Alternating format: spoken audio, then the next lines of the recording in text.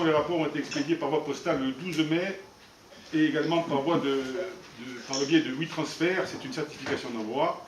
La convocation mentionnait que chaque conseiller a la possibilité d'assister au conseil municipal en présentiel ou en visioconférence. Donc il y a deux types de visioconférences, soit au sein de la mairie, au 5e étage, soit au domicile ou dans les bureaux, enfin toutes les personnes qui veulent le suivre de l'extérieur de la mairie. Le lien d'accès vous a été envoyé, le phoning a été effectué, l'invitation visioconférence par mail est partie, donc vous êtes pour ceux qui sont là.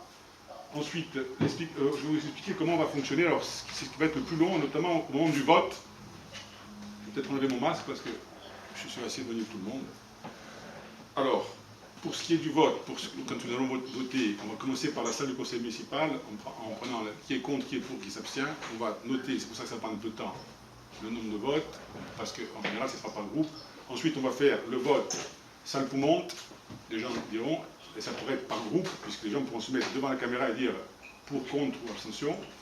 Et ensuite, quand ce sera pour les personnes qui sont en team, on devra demander à chaque personne, le président de François Tade, qui a l'habitude, puisque quand on fait des réunions de bureau, c'est comme ça, on fait l'appel de chaque personne et ils disent pour, contre, abstention.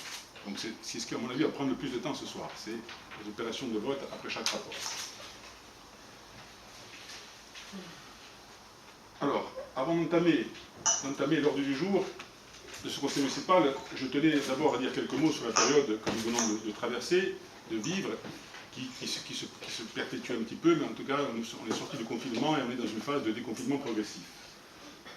Alors j'aimerais d'abord que nous ayons tous une pensée pour toutes les personnes décédées du Covid-19, ainsi que pour leurs familles et pour leurs proches.